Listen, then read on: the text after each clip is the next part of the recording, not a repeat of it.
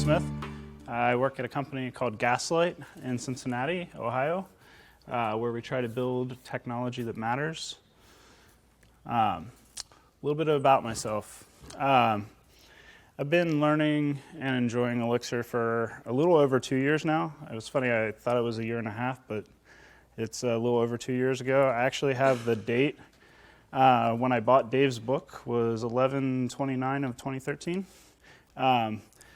I say that because since then, I've been in a constant state of wonderment where I've been walking around learning Elixir, Erlang, OTP, functional programming, distributed systems, and just constantly feeling myself in a state of whimsy that reminds me of the same way I felt after I read Wise Poignant Guide.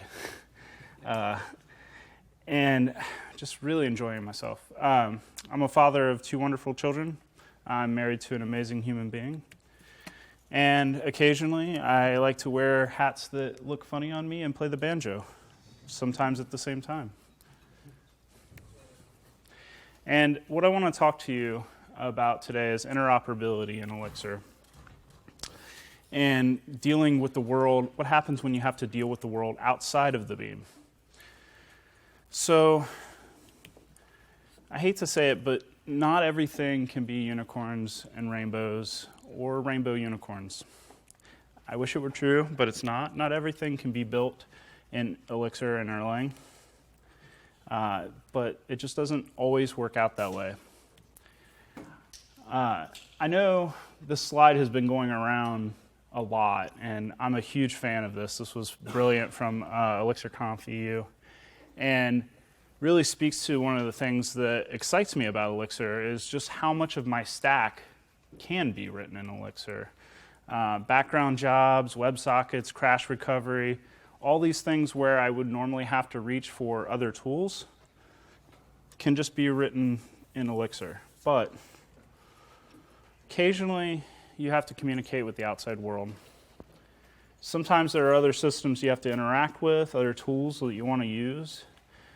And also, Elixir is very mature for its age. However, we're still a young language, still an ecosystem that's growing. Sometimes we have to work with we have to write tools that don't exist. Sometimes, the thing we're reaching for just isn't out there. And also, we're not the only ones that can have nice things. Other languages have nice things too. And interoperability is the way that we can take the nice things from others.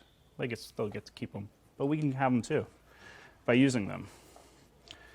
So I keep saying interoperability. Let's take a second to define that a little bit. So it really wasn't a surprise to me when I was kind of looking up how to define interoperability, kind of the standard ways of doing interoperability, some of the challenges. It didn't surprise me that with Erlang's background, the telecom definition seemed to be what suited Erlang's way of doing interoperability the most. You all can read. I won't read it for you. But Erlang gives us a lot of different tools to accomplish these objectives, to interact with systems and forces, and treat them as services. And before I get into describing what all of those tools are, I want to digress for a second. A lot of times I find myself just having this face when I'm learning Erlang because it's so huge. I just look around, there's just so much stuff. Like, what is all of this even? We were talking the other night over dinner, and apparently there's a way to generate process diagrams, in Erlang. There's some telecom stuff is still in there. I say that to just say that Erlang is a big place, and don't feel like you have to understand it all. And the documentation is good, but it's spread out, and it's hard sometimes to find exactly what you're looking for just because it's so big. OTP itself is massive. Certain politicians might say it's huge. But all of that's really a testament to the 20 years of engineering that's gone into it. They've been able to solve a wide range of problems, and so there's a wide range of solutions in there. So all of that to say, I'm not going to talk about all of the ways to do interoperability in Elixir and Erlang. That's interesting. I'm just going to be covering a few. So the main ones that I want to cover, and pretty much in this order of importance, is ports, port drivers, Jinterface, and Nifs. And first, I want to talk about ports. The reason I wanted to talk about it first, because it'll probably be most of my talk, to be honest. The reason is I feel like ports cover about 80% of your use case for doing interoperability. They provide the most flexibility. They allow you to still take advantage of the benefits of the beam in reliability and supervisors and let it crash kind of mentality, and that style of error handling. So what are ports? Ports are a way of binding and linking external operating system processes to an internal Erlang process and allowing communication and message passing to happen between them. So here on the diagram, you can see, imagine the emulator being your beam, right? And you have a connected process passing messages between a port that's passing messages to an external process. Communication happens over a byte-oriented protocol, which means the communication protocol is a full bytes that are used for control characters or control codes. When a port's created, Erlang communicates with it by sending lists of bytes, which can include binaries. The process that created the port is called the controlling process, or the port owner, and it is actually the only process that can talk to a port, though there is ways of becoming the owner of a port by sending a message. If the port owner terminates, so does the port and the external program, hopefully. It's also worth mentioning, I said that already, sorry. The connected process is the only thing that can talk to it.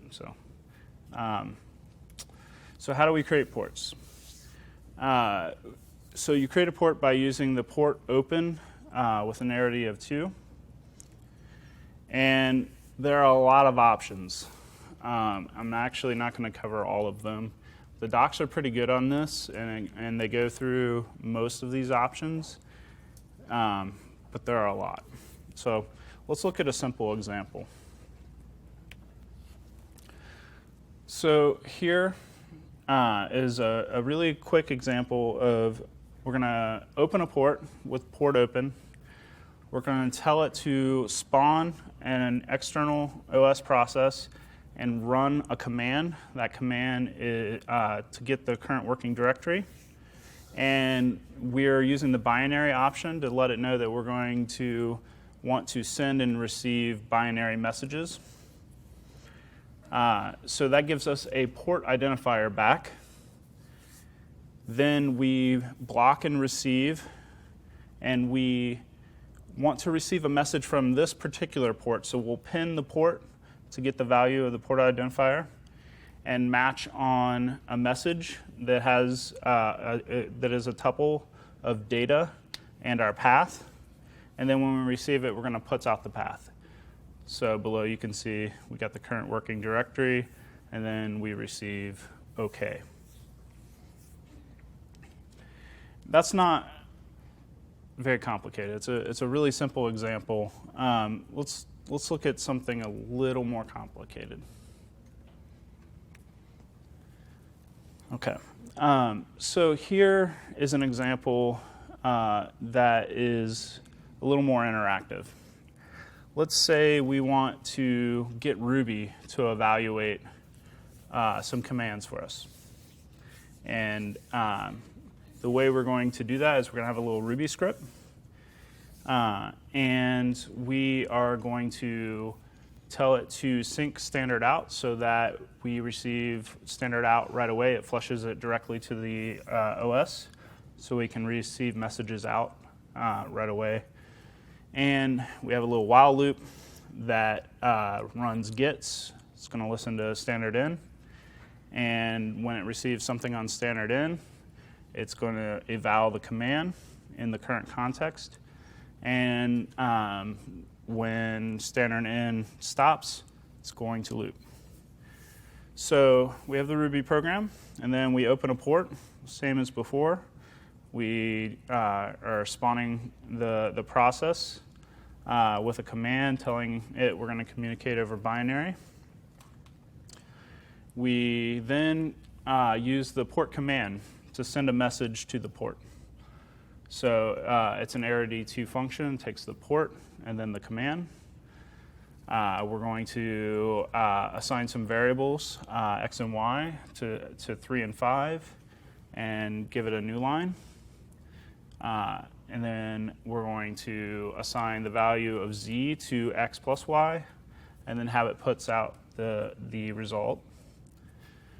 So we sent 3 commands to our port.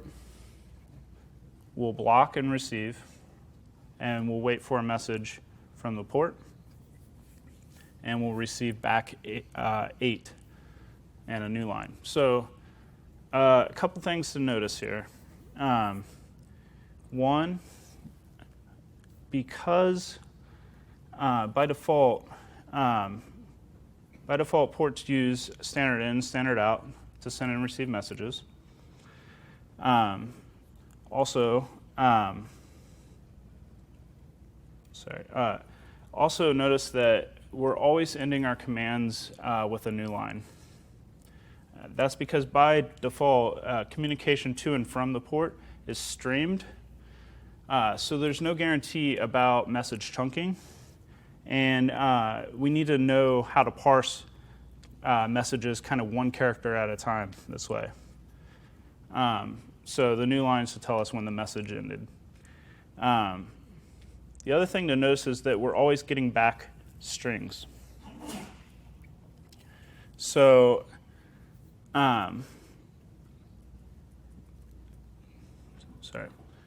So we could parse those strings and kind of infer what they are, but there's actually a standard way of dealing with this. One of the more difficult problems in interoperability is dealing with data types.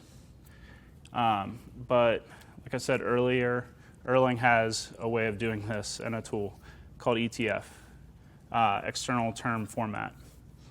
So it is a format to be able to translate Erlang terms into binary and binaries back into Erlang terms, and encodes those in a standardized way so that other languages can also read Erlang term format. So the format is here, tag value data. So on that first one, you can see the tag is 131, and then a binary, and then it would be data after that. So let's look at how to use that. So the way you use ETF is term to binary and binary to term. So here we'll do a list in Elixir. We'll give it 4 elements, 4 items in our list. And then we're going to convert that to binary. And then you see we get a binary. The 131 there is a tag.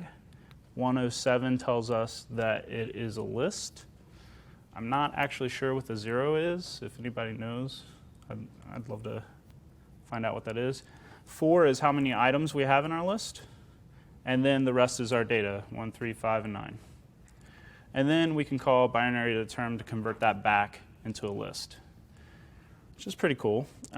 So that works really well on the Elixir and Erlang side for encoding and decoding from binary. But on our other side, we'll need to use a library that knows how to parse ETF into native data types. There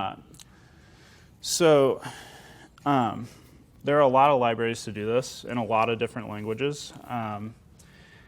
So for our examples, for most of this, we'll be using Ruby. So we're going to use the Erlang ETF gem, which is pretty good. I did notice that it doesn't quite understand what a map is yet. So when you get a hash from Ruby back, it tries to convert that into a dictionary in Elixir. But there might be a better library out there on Ruby gems. If somebody knows of one, let me know. As far as the other languages I found, Arnold Wetzel, A. Wetzel on GitHub, he's written a lot of ETF libraries. He has one for Clojure called Clojure Elastic, Python, Node. And I've also seen libraries for C, Java, C#, and a lot of others. So let's look at a little more complex example and try and solve our problem with our new line characters and our data types. So here our Ruby example is going to get a little more complex, so we're going to actually extract that out into a script. We'll be opening a port again, and we're still going to be telling it to use binary, but this time we're going to tell it we don't want to use standard in and standard out. We're actually going to communicate over file descriptors 3 and 4.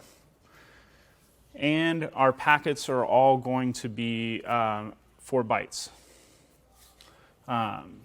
So what that allows us to do is, for one, do multi-line commands now. So here we don't have to use new lines. We can have a multi-line string. And then when we call port command, we're going to translate the Erlang term into a binary. And then we're going to ask Ruby to send us the response of that command. So we'll block and receive, pin our port, receive a message with the data and result, and then puts it out. And when we puts it out, we're going to take the binary that we got back and translate it back into an Erlang term. And then we're going to close the port. Question? Yeah.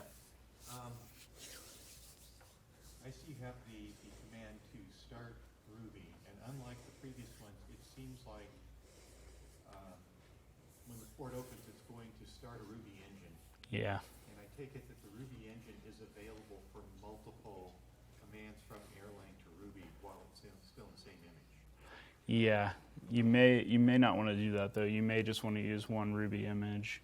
I'll talk about that later when we get into supervising this. But yeah, I mean, theoretically, you could run multiple Rubies, but No, I mean, just keep the one Ruby instance going. Yes. And that's what this is enabling you to do. Yeah. You don't have to start up a Ruby instance, send it, port command, it responds, and you shut it down. And you No. You can. Yeah, this will stay open. The Ruby instance will stay open and wait and receive messages. Perfect. So I'll show you how we do that. Okay.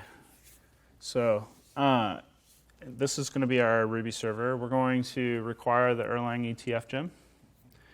We're going to require string IO, and then we're going to say input is going to be file descriptor 3, output is going to be file descriptor 4. We're going to sync the output again, and then we have some Ruby methods. So we have a receive input that looks to make sure that it is 4 bytes long. We return if it's not.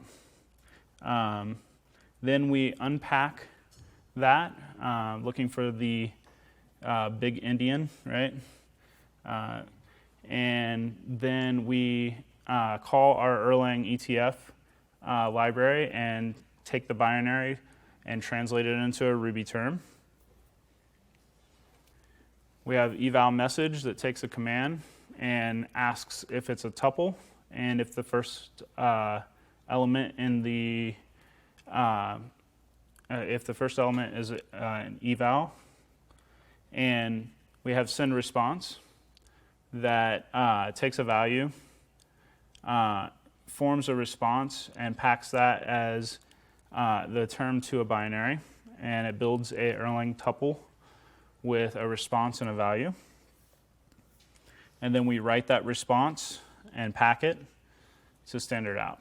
And then below, same to answer your question, it's just a while loop, so it's going to keep running. We're waiting to receive on standard in. We exit if it's not an eval message, because that's all we care about. So what this also allows us to do, and the reason we're not using standard in and standard out, is so that we can do some logging. So these are just simple put statements here, but you could also use a logger to standard out this way. We eval our command, do some logging, and loop. So what we get back is a result.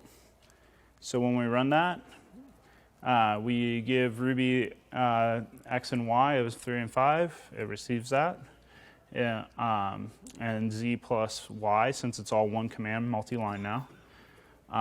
It evaluates that to 8. It sends a response back for Z, which is 15. Elixir gets a response message of response with an actual 8. And then Ruby exits. So that's a little more complex example. What might be better is if we didn't use eval, because that's very dangerous. Don't do that.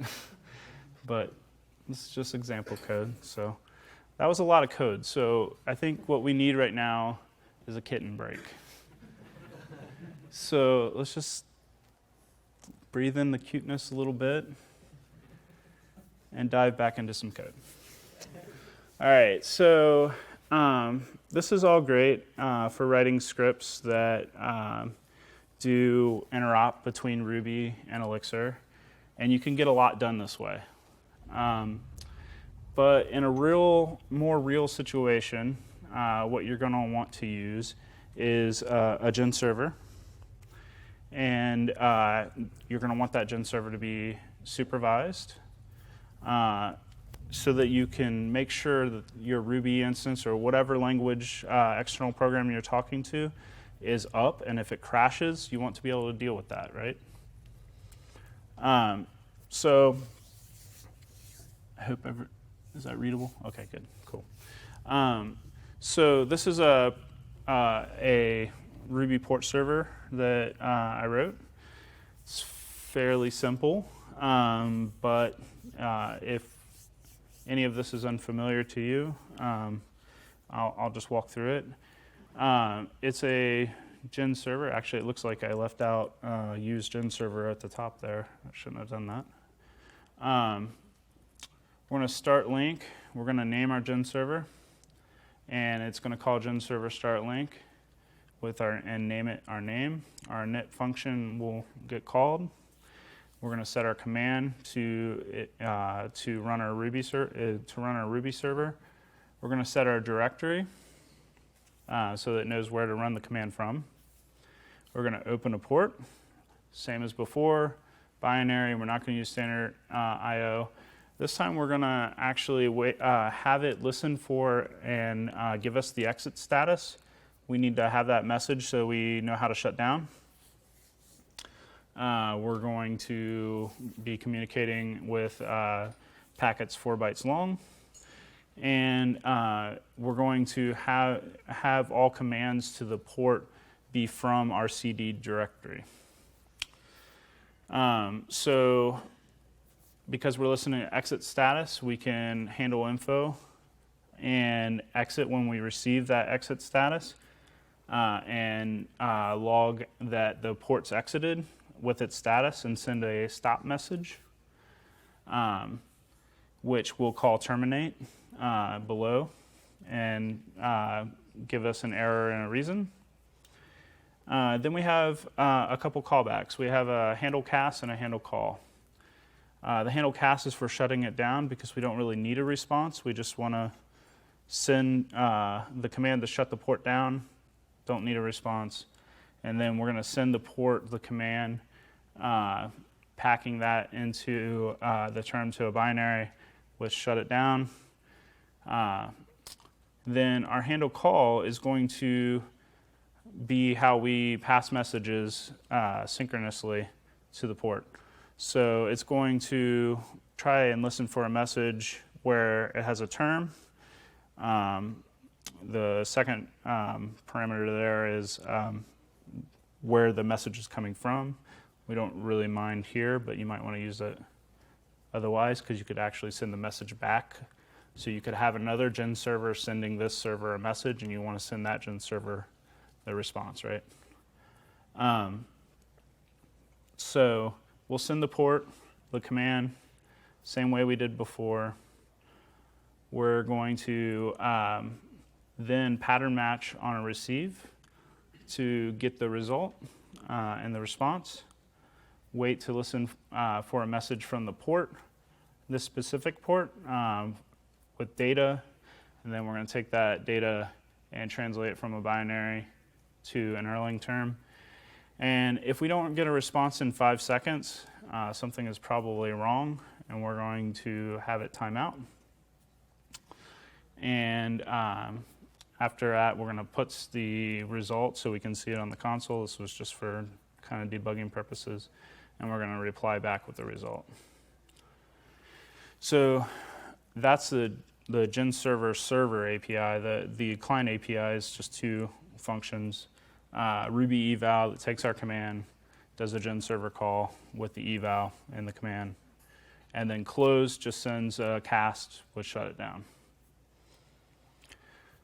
So that works really well, but you'll also want to supervise this. So this is in a more real-life scenario, you might have a specific supervisor that you might want to do a different strategy where, for instance, there's a command you can send, like I said, to become the new owner of the port. So what you might want to do is your supervisor, when it starts a new child, if the previous port was still alive, which you'll have access to, you may want to have the new child send a message to the port to become the owner if the port is still alive. But this is just a really simple, we're going to put it in our application, tell it to supervise it, simple one-for-one. And then when it crashes, it'll restart it, start a new Ruby instance, spawn the port, and we'll still be able to send messages. So the Ruby server stays mostly the same. The only thing that's really different here is that we're going to also be listening for a shut it down. And we're going to break the while loop. If that happens, and Ruby will exit somewhat gracefully, and the port will close, and the child process, the gen server, will exit, and then the supervisor will restart it. So some resources. A lot of these examples are heavily inspired by Sasha Jurek. I know I'm going to get that name wrong. His blog post on Outside Elixir. I highly recommend that blog post. He goes into a lot of detail. Also, Josh Adams has actually 2 Elixir SIPs on using ports. And the most recent one, Interoperability in Ports, is actually about port drivers, which I'll only mention briefly towards the end, so you should check out that video and find out some more about that. So, how are we on time? Sorry. About 10 minutes left, so good time for questions if you want. Okay. I was going to show a really quick example of using Clojure, but we can go ahead and answer some questions. And if you have something about Jinterface or Nifs, I could answer that too. That might work. Thank you.